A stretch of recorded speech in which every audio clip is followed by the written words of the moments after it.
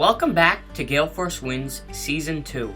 Season 1 in 2021 consisted of 92 episodes, and the stories have inspired a vast cross-section of people.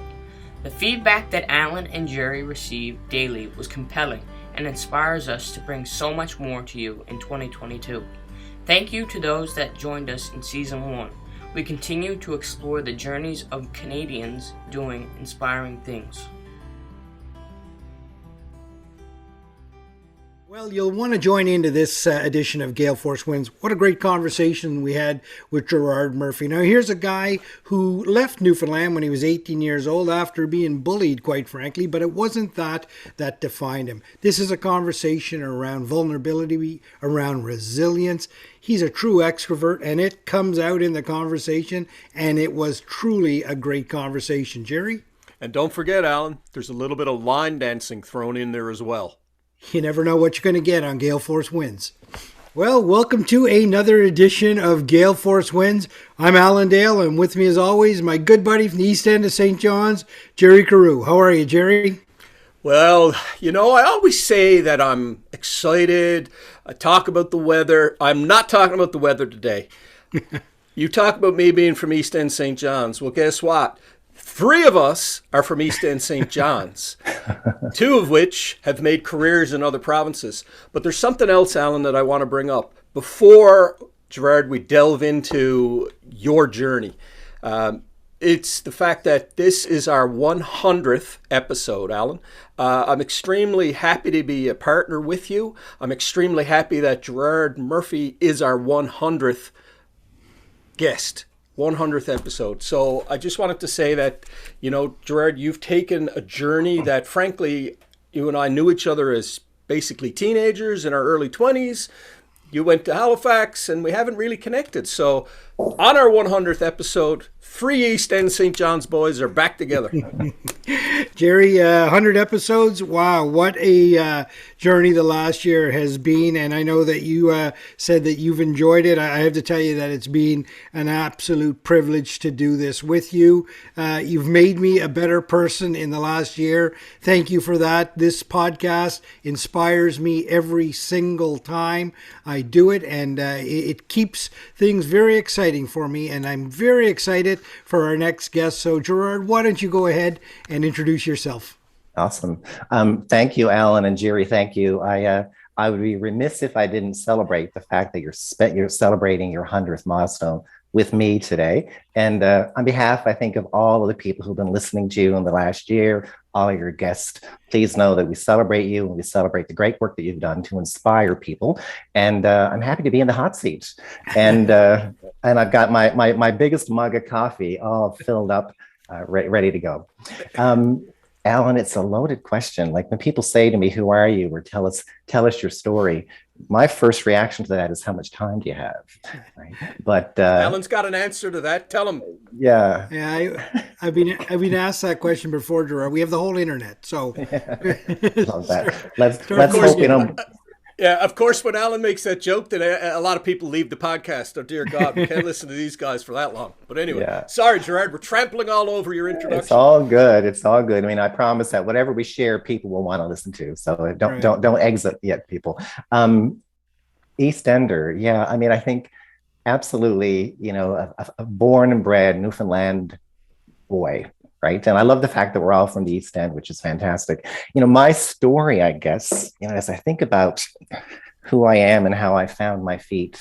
I mean, Jerry, you might know this. I mean, I lived in St. John's, as you've alluded to, but took off to Halifax, shortly after high school. I was 18 or 19. But I often say, I'm from Newfoundland, but it depends on who I'm talking to, which describes where I'm from, because I was born in Corner Brook, but I grew up in St. John's mostly. So depending on who I'm speaking with, I might say I'm a townie or I might say I'm not a townie. But for you gentlemen today, we'll just go with I'm from town. How does that sound? That sounds great. Yeah. And I mean, it's funny when I ask people that same question, often what I'm looking for is like, truly tell me who you are. Right. And I think for me, Alan, when I think about my story, it conjures up images of who I was surrounded with as I grew up. I grew up in a family of two other siblings, two parents. We skirted around Newfoundland. We landed in St. John's at some point. I was the middle child. I was the only boy, right? I was Roman Catholic, recovering at this point to some degree, right? For many reasons. I was a tall, skinny kid in high school, right? I was that kid that was bullied. I was that kid that, even when I got my first job at a local fast food restaurant, was still bullied, So I've gone through a lot of, I'm going to use the word trauma very loosely, but as I've gotten older, I've settled into thinking about the impact of that on me. And we can go down that road a bit later if you'd like. But, right now, today, I am an entrepreneur. I'm child-free. My wife and I don't have any kids by choice. My wife, Susan, I'll talk about Susan a lot. Jerry, you know Susan. She says hello. I'm currently a Haligonian, right? I'm in Halifax. I'm a small business owner. But ultimately, I would say in terms of how I show up in the world, I'm a listener. I think that's the best way to describe it. I love listening, and when I think about as a kid, I was that person, I think, who was probably perceived as being quite quiet. And if I wasn't quiet, I was asking questions. That kid, right? Why is the sky blue? Right? Why is that happen? Drove my mother nuts, I think, right? So when I wasn't listening, I was asking really poignant questions. And I think that really framed up for me what I've become as my career unfolded. Yeah. Well, that's a great, so listening is a tough thing to do, Gerard. That's not an easy skill. We say it very quickly. Oh, I'm a listener, but it's very, very difficult to listen. Yeah, you're right. Yeah, I mean, it's interesting because in my work, a lot of what I do is teach people how to train, how to facilitate, how to be a good speaker, how to be a good presenter, how to be a good listener. And many of us think we're good listeners because we think when we're silent, that equals listening, right?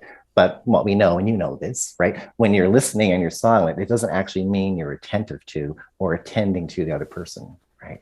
So the skill, I think that I feel intuitive about it. I feel like I'm very intuitive in my ability to really attend to people. And what I mean by that is clearing your mind. Often, like, think about that yourself. I mean, those times you're listening to people and, you're formulating your shopping list. I got to get to the supermarket, or you're thinking about, what you're going to do on vacation, right?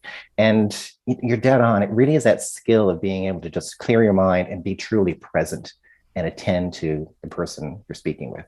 How do you do it? How do you clear your mind? It takes practice. It really does. I mean, I would say, when I teach communication skills workshops, for example, Alan, we talk exactly about that. And the biggest advice I give people around listening well is know if you're doing it or not, right? So it comes back to self-awareness, right? Understand how well you're listening or not. And then once you can do that check-in with yourself, then the next thing is really being purposeful, right? And deciding that when you're in the moment, when I'm listening to Jerry, right, I want to decide to be purposeful and really be attentive. And it's about really clearing your mind, but it takes huge practice, right? Because your brain can operate so fast and can process information so fast, right? Faster than Jerry can speak, right? Well, and I can speak fast. And I know you say can. That.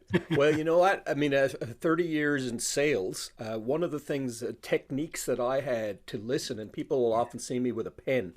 I found that because you're in sales, you want to get a story, you want to talk, I found having a pen and actually writing allowed me to slow down and listen. Yeah. I've been in digital marketing for 20 years and, typing on an iPad didn't cut it. I actually had to have a pen and paper in my hand, which I have right now, taking notes. So I'm listening attentively.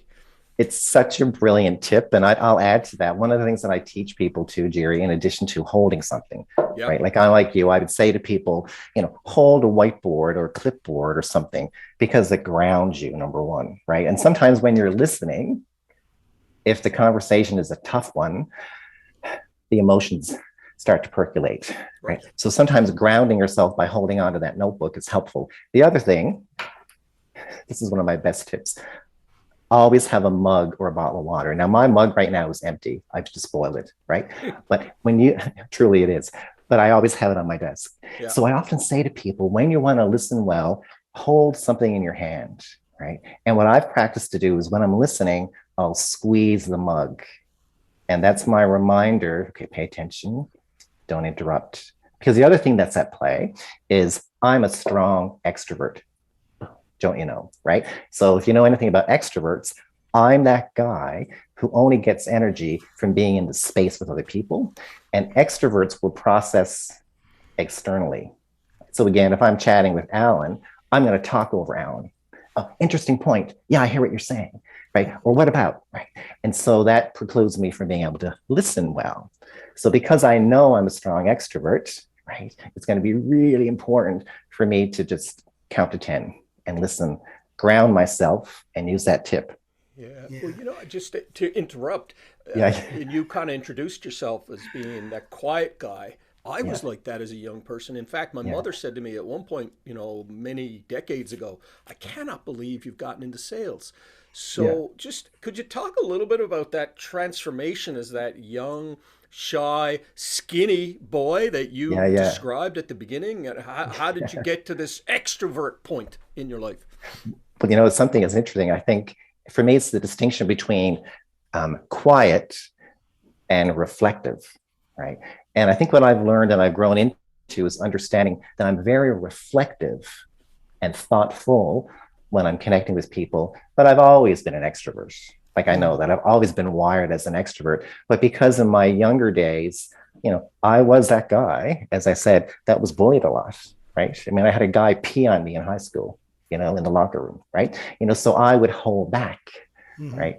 And to be brutally honest, I had to escape. Like I felt the need to leave Newfoundland because I was so impacted by the people who were around me that were causing that trauma, right?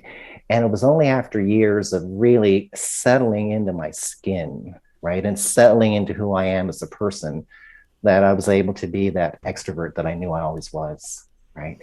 And, I often talk about that for me only came with lived experience, right? I lived through a lot of shit, excuse the language, listeners, right?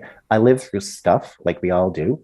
I became a lot more self-aware as I got older because I self-reflected, right? And we know self-reflection builds self-awareness to the point where you can really lean into who you are. And so I think, Jerry, to your point, what happened for me was that up until about the age of 40, I was pretending, right? I was pretending to be what the world wanted me to be, right? And even just backing up to your first question, Alan, I mean, just by way of context, my first 20 years of my career, once I moved to Halifax, went through Dalhousie, I worked in nonprofit. I worked in the health system here in Nova Scotia. My background initially is in health promotion, community development. And I was on this track, which was beautiful, moving me into leadership roles within nonprofit, within the health system. And that's where people were guiding me and mentoring me to and through, which was okay, or it felt okay at the time. But, I got to tell you, at about 40, maybe a little bit later, I often tell this story. I feel like I turned to Susan in the bed because we sleep together, right? And I think I said to Susan, I don't give a shit anymore, right? Right? Excuse the language, because I think, and tell me if this has happened to you, gentlemen, you get to that point, don't you? That you just realize, I am who I am, right?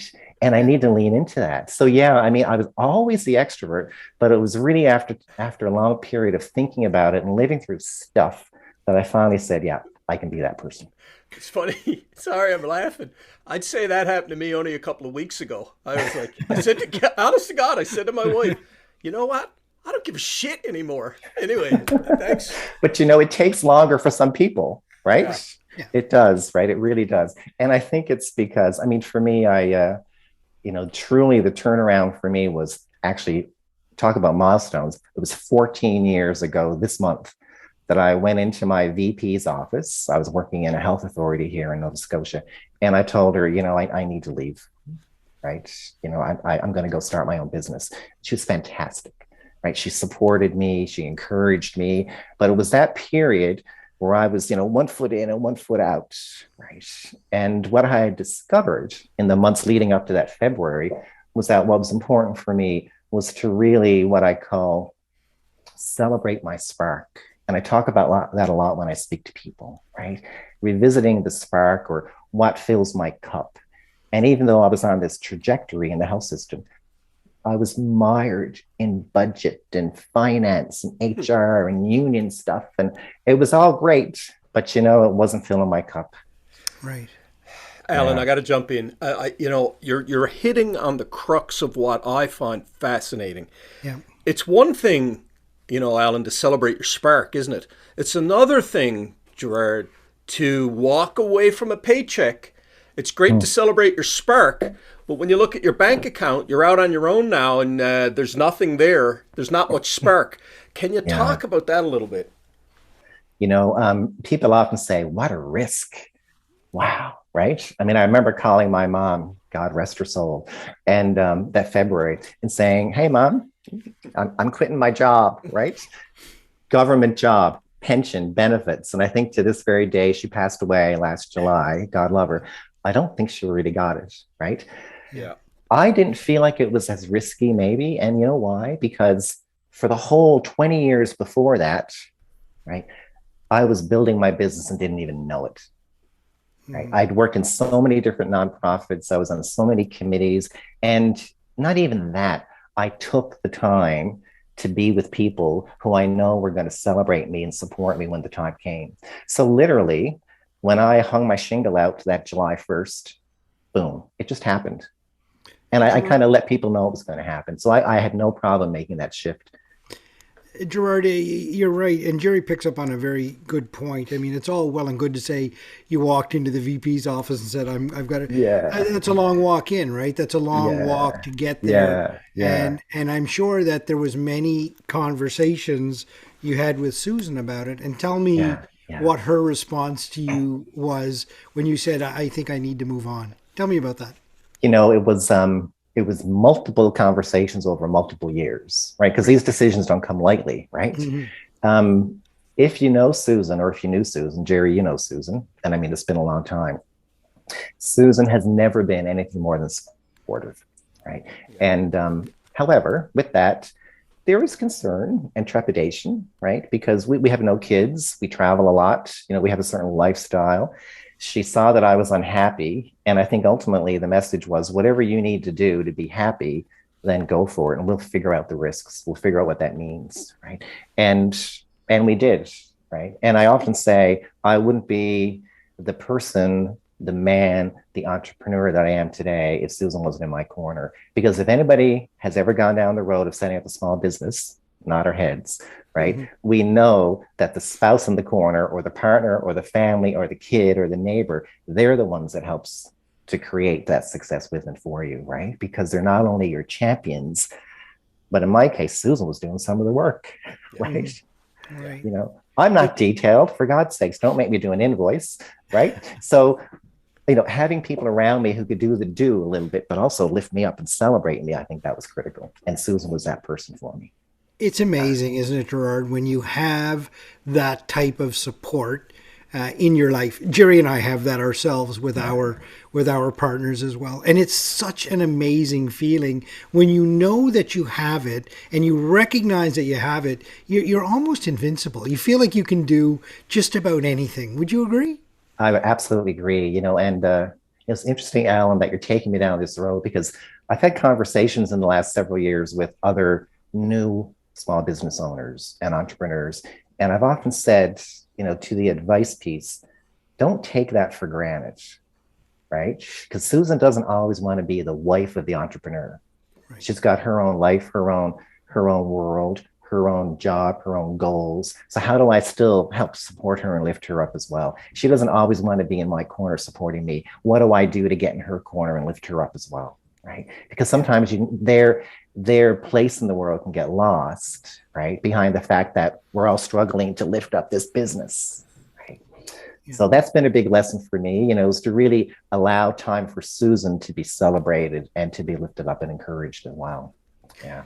I want to go back a little bit, Gerard. You talked about, and you've mentioned it a couple of times in the conversation, that you were bullied, yet the person before me today is a very enlightened person. You're so full of life. You can feel your passion for life and your energy. And tell me about the experience of being bullied and how that framed up where you are right now.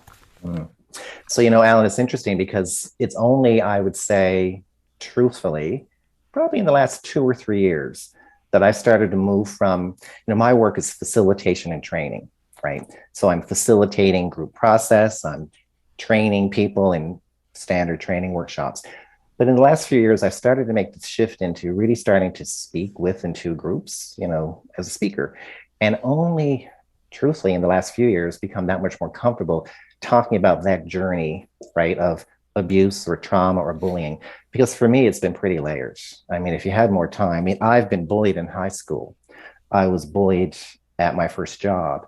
I was sexually harassed when I worked in nonprofit by a female director, whole other story. I was sexually assaulted in a swimming pool in Florida on a family vacation in grade 12, Jerry, before graduation, right? So all of this stuff you carry with you, right? And that was partly why I had to leave Newfoundland, because when I was in Newfoundland at the age of 18, I felt like I was under this dark cloud, right? And I needed to kind of get out of the cloud and start anew. To your point, here I am, 50 odd years of age.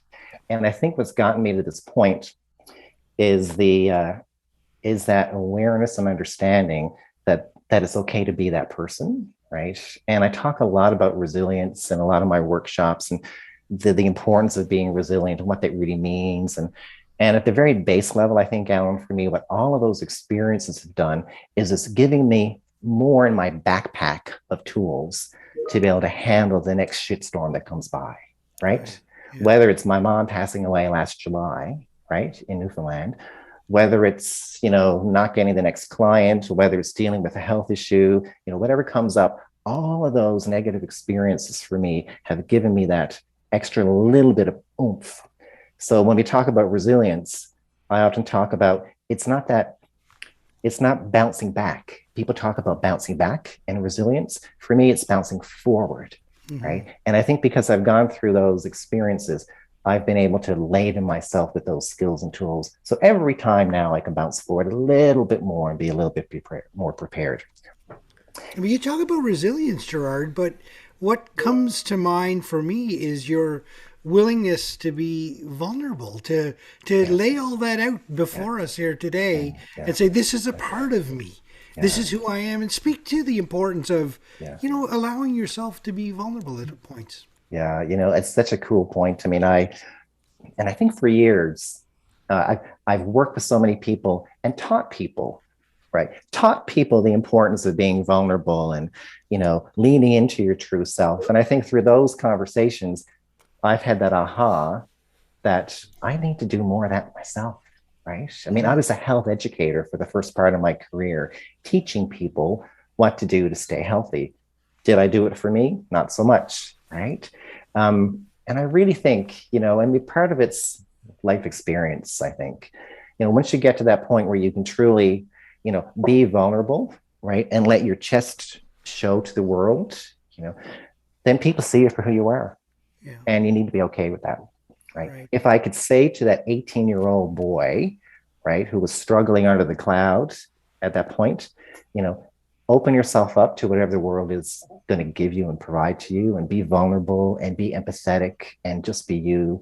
I would love to have that conversation. However, I wouldn't have experienced all the stuff that I've experienced either, right? It's interesting, sorry, Alan, you and I knew each other around the time that you were experiencing all this. I had no idea to this day, now that you've uttered that. I personally, was going through my own trauma. My dad had just passed away 4 years prior, so I was 14. So I was having my own issues. Yeah.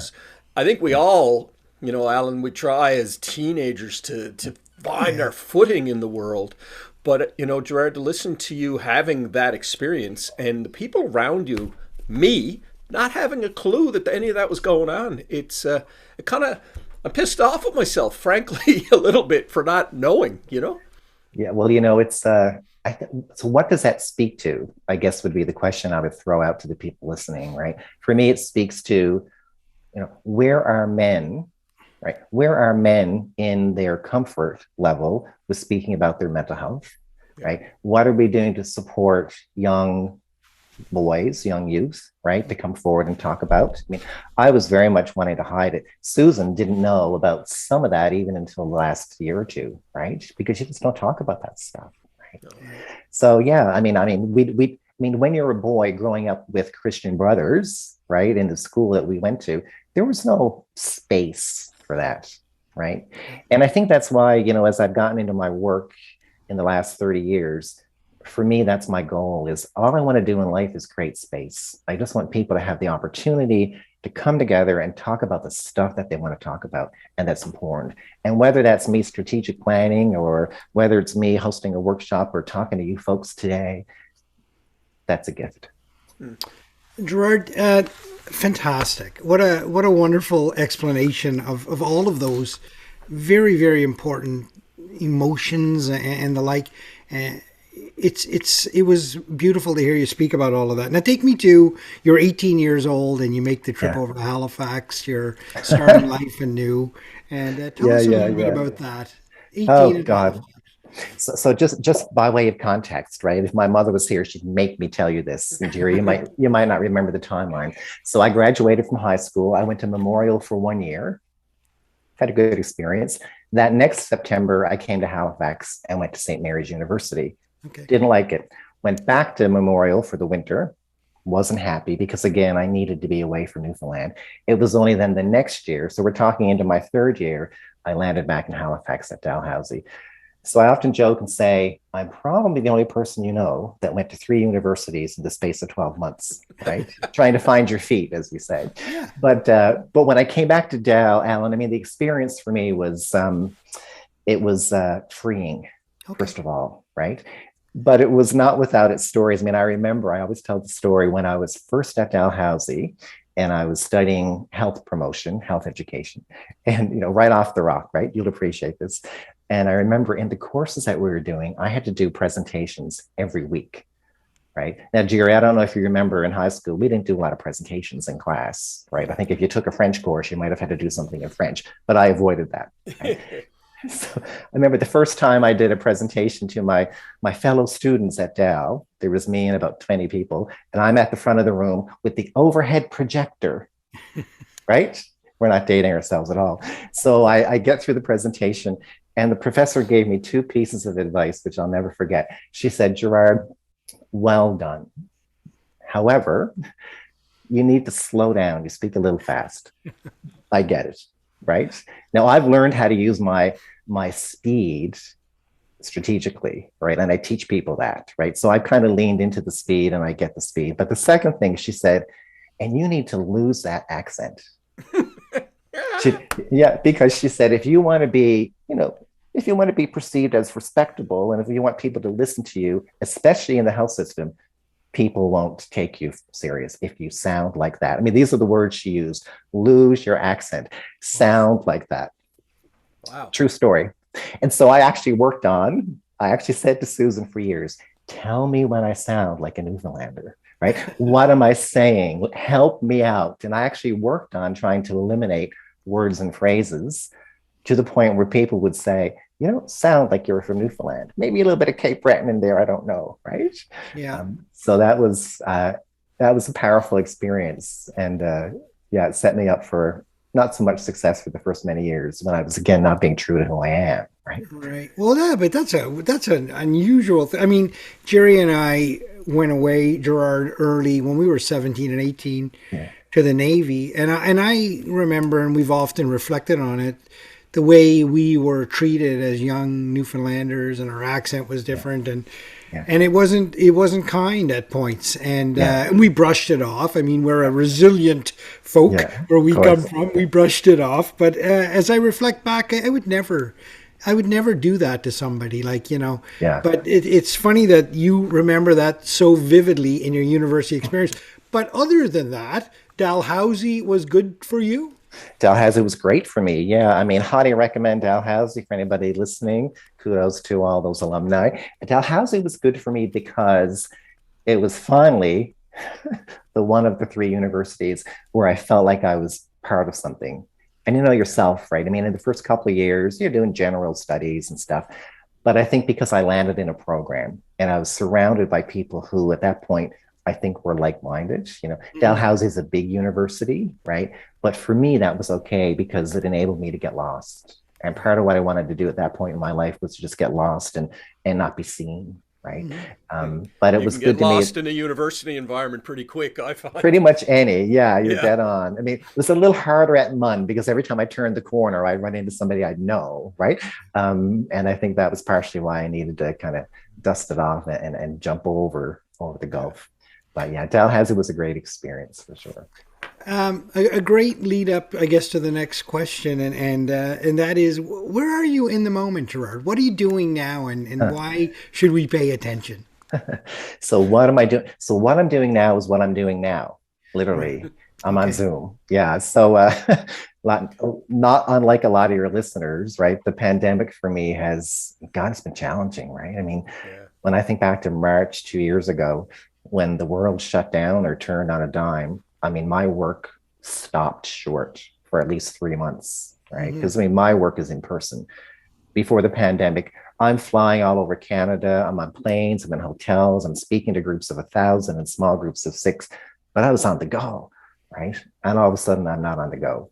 And all of a sudden, I'm forced into this virtual place that I resisted for so long because I like being with people in the room, right? So where I am now is 2 years later, almost, I'm in a new place of comfort, you know, because the pandemic for me has, in a lot of ways, been a bit of a gift. It's pushed me into a place of discomfort, which I think is really cool because some of us get stuck in our comfort zone, right? Yeah. And so I'm at a place now where all of my work is digital, right? Like this. Doing some in-person workshops. I'm actually doing a lot of training and helping people be virtual facilitators and virtual speakers. So that's a whole new area, you know, within my business model that I'm working and supporting new folks with. So that's been brilliant, right? And really leaning into thinking about how to, you know, really test the waters that much more, dipping my toe into, I guess, digital technology and thinking about how I can build that into my business at Barefoot Facilitation. Yeah. Now, are you eager to get back on the... Sorry, Alan, I'm going to jump in. You just mentioned the name of your business, and I got a question on that. Someone told me one time that you actually facilitate barefoot. Is that true? No. However... Okay. I had to clear that up, Alan, before you asked your question. However, just to clarify, so barefoot, without getting into the long story, barefoot... I don't facilitate barefoot, but pre-pandemic, Jerry, my shtick was I always took my shoes off, right? Okay. Because barefoot, when I chose the name 14 years ago, it was meant to, and I'm working with, you know, communications people, you know how it is. And I came up with barefoot because barefoot is meant to represent the tone that I try and create when I'm hosting conversations. Informal, relaxed. Yeah. I come from a community development place. You know, I cut my teeth working in public health, sitting around the coffee table at the Women's Center, talking about, you know, whatever the topic is, right? So barefoot is more informal, casual, but purposeful, right? And intentional. And I used to always take off my shoes, but my shtick now is I hold my mug because you can't see my socks. Yeah. So, well, so you talked about you were on the road and indeed what you've described to me is certainly a face-to-face type business where you need that interaction with people to make it work. And COVID would have thrown a wrench into that. And I think that what you described speaks directly to Jerry and I as well. We're very much in-person type people and this is a new medium for us. Are you eager to hit back on the road again, or is it going to be a hybrid solution moving forward? It's a tough question to answer. I feel like it's going to be more hybrid, right? Interestingly enough, next week, I've got my first road trip that I've had for like a year and a half. I need to go away for 2 days, and I'm a little apprehensive because I've got to drive, and is there going to be a snowstorm, and I got to pack a suitcase, and I've become very used to this, right? I would say, Alan, most of the clients I'm working with, and again, I do a lot of training with external clients across Canada. They've gotten pretty used to, right, being able to click a button and come on with Gerard for a half day and not fly me across Canada, right? But what it's forced me to do is help educate clients and help them understand that the experience of being, say, on Zoom can be almost like, not quite the same, but almost the same as being in person if we design it appropriately and if I show up in an appropriate way, right? But I do think that a lot of my clients will want to stay virtual. I do have some people who are inching to go back to in person, but I think in the next, say, 3 to 6 months, it'll mostly be a hybrid. And even hybrid is showing up very differently, depending on the client. So hybrid itself can be a big umbrella. I actually attended, not this Christmas, but last Christmas, your Christmas party. And it was done through Zoom. And it was the first time I had ever seen the breakout rooms. And actually, it wasn't Zoom.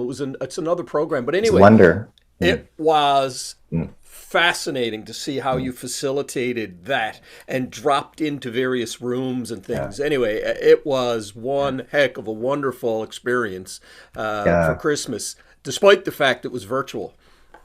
Now, Gerard, as you do these facilitations, I got a couple of questions about that because I find it very interesting stuff, whether virtual or in person. Yeah. It doesn't matter. Do you find that your Newfoundland roots help you in the facilitation? Are you a naturally inviting person to talk to? And because Newfoundlanders by and large, right? Newfoundlanders by and large are very easy to engage with. And does that help you in your professional world?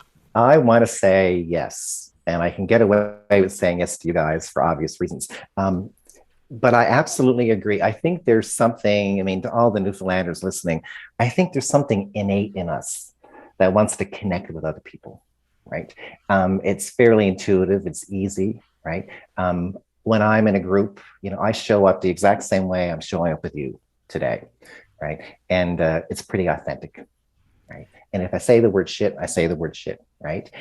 I always say I'm not that corporate guy. I really want to be the person who you feel like you're actually sitting across the table having a cup of coffee with in a coffee shop. That's the tone, right? And I think Newfoundlanders show up that way for the most part all the time. Not to say that our colleagues in Atlantic Canada don't, or other parts of Canada. No. But why is that? Why is that, Gerard? If I knew the answer to that, I'd probably make a lot of money because I'd write a good book about it. I wonder, if we think back to, the history of Newfoundland, the struggle, right? The struggle of being that Newfoundlander or that Labradorian, right? And going through the history that we've gone through, living on a rock, hanging off the edge of Canada, right? With the harshness, right, of the weather. There's that within itself builds that resilience, right? Mm-hmm. And I think it enables us to show up in a way that's very honest. And right? it comes out in so many different ways, right? It comes out in our culture, it comes out in our music, it comes out in the way we interact with one another. It comes out in the tech sector right now. Like the tech sector is exploding because of this special secret sauce that we bring to the table. It's amazing, isn't it? Yeah, it is incredible. And I think you touched on culture. I think, we all show up, we all have our own culture, right?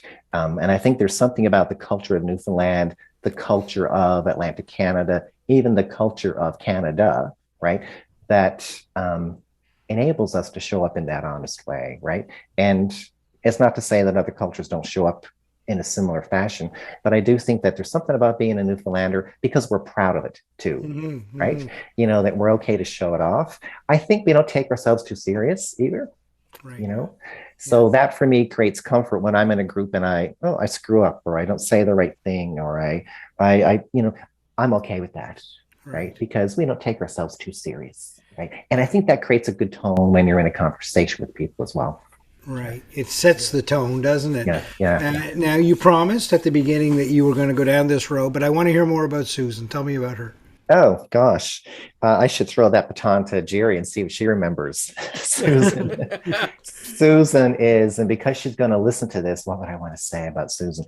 Susan is a darling. She's a darling, like my mother would say. Susan is, I would say, and I'm going to start to cry if I say this. My mother passed away last July 20th. Whole story, and we've all had experiences of losing family members. And my wife, Susan, was with me for the whole period of 7 weeks when I sat by my mother's side at Littledale in St. John's. And it got to the point where Susan had to come back to Halifax to go to work. She had to. I could stay there because I had a good boss. The night that Susan had to say goodbye to my mother, knowing that she might not see her again, it was the most powerful experience I have ever witnessed, right? This woman who I've been married to for over 30 years, standing at the side of her mother-in-law, who she still called Mrs. Murphy, right? She didn't cry, but she said her goodbyes. She thanked her for welcoming her into the family. And she did it all without skipping a beat, right? No tears or anything. And the only reason I say that is because I think it's a demonstration of the character, right, of the woman that I've married, right? She's strong, she's funny, she's humorous, she's smart, right? She's one of the most compassionate and caring people. And I think only when I saw her in that moment with my mother that I realized that's what I fell in love with, right? Wow, is that beautiful, Alan? Yeah. It's, I'm actually struggling a little bit because your mom passed away about 6 weeks after my mom. I remember and I that. watched the few things you posted on social media, which unfortunately is the way we have to interact a lot. Yeah. And it was very, very, very tough to see you going through it because I had just gone through it as well. So yeah, it's not easy. It's not an easy journey, but yet it is part of the journey, right? I'm going to take this to a happier place, Alan. Let's do that. And it's something that I know about Gerard that, Alan, you probably don't. And that is a little, I guess, extracurricular activity that you're extremely good at, and that would be dancing. Could you give us a little bit about that, Gerard, please? Yeah, sure. Thank you, Jerry, for that. I'll pay you later. So when, probably about, 20, 30 years ago, Susan and I, actually before Susan and I got married, we went to some dance classes and we survived. Full stop. And then a few years later, my workplace, we had a holiday party at a local country bar. And Susan and I went to this country bar and we learned what in those days was country line dancing, believe it or not. So we jumped in and we tried it. It was a lot of fun. And we met all kinds of fun people. So we started to do this thing called country line dancing in the 90s. We don't like country music. We never did, right? But we used it as a way to meet people. Between the jigs and the reels, as we say, Susan and I moved to Corner Brook for a couple of years, and we didn't know anybody. And like Jerry, the gal who worked at the local YMCA got wind of the fact that I had been doing this country line dancing thing for a couple of years in Halifax, even though I hated country music. And she asked me if I would teach at the Y, right? And I said, sure, I can do that. Why not, right? Didn't have a clue. So all of a sudden I got cowboy boots and my Wrangler jeans and I was teaching country line dancing to the point where over the years, right, Jerry, this is your fault. Over the years, I started to teach at events. Country line dancing morphed into more modern or contemporary line dancing. So now I teach all over Canada, into the States. I've judged at competitions, I choreograph, I host events. Susan and I host cruises every 2 years with people all over the world. It's become a bit of a thing, I have to say. Yeah, but it really isn't what it started out to be. It's more the modern dance for sure. But I'm joking about it. But when I think about how it supported me through those rough years, if you can imagine me standing in front of a group of people teaching them how to dance, right? I was in my happy place, right? Because that's my spark. I know I'm good at being in front of people because I can use humor. I can get them motivated. And that was what kept me going all of those years when I was dealing with HR issues and budget issues, right? Yeah. But when I set my own business up 14 years ago, I had to let it go a little bit. I didn't have time. Yeah. Right. But it was really the substitute yeah, that I needed at the time. Well, that And was an I, interesting deviation. Go ahead. yeah, I'm sorry to interrupt you, Gerard. Go thanks, ahead. Jerry. Yeah, That I, was I a that threw Alan off completely, didn't that it? was a very that was a very interesting deviation in the yeah. conversation. Well, Uh, what I like about it though, Gerard, back to it is, if I was to put you and some sort of dancing together, it wouldn't be line dancing. The guy Me that I neither. knew, right? You hate country music, but I think what's really neat about it is it's kind of interesting that someone who's not into country music would do something as well as you're Yeah, doing. yeah, So yeah. it's kind of, I think we all need to take a little bit of risk every now and then, and Well, and you've I done think, it, right? and I mean, go down that road maybe, because I think Yeah, that's the more important message. I mean, full disclaimer, I like country music now. I can listen to, I've learned to love country for those country listeners who are about to hit, exit yeah, room or whatever. yeah. Um, I think it was about the risk, but more importantly, I think, Jerry, for me, it was about what was I missing in my life at that time, right? And I was stuck at a desk. I was in a management role, and I was looking for an outlet, right? To be in front of people and to be me, right? And whether that was, presenting or speaking or training or teaching dance, that's what I wanted to do. And it actually, to be honest, it actually reinforced my need to quit it all 14 years ago and actually live my spark, right? Wow. amazing. Yeah. Wow. Yeah, that's incredible. And in fairness, I mean, it was the 90s and it's when Garth Brooks was a big Yeah. hit and Yeah. Garth was blurring the lines between country and rock, Absolutely. right? So yeah, And I'll give you a nod to the country and I there. got to tell you, the tall, skinny guy, I look pretty good in a pair of Wranglers. You know, Gerard, that's I'll fantastic. have to, you'll have to send me a picture for the video viewers. I'll no get one of images. those. No, I'll go on your Facebook page and I'll grab a picture. Yeah, Gerard, I, what's over the horizon? What are you focusing on next? It sounds like an exciting time for you. What's over the Yeah. horizon? I think there's two things from a business point of view. The two things that are cool for me to continue to explore is that ongoing move into that digital world, right? And embracing the virtual space.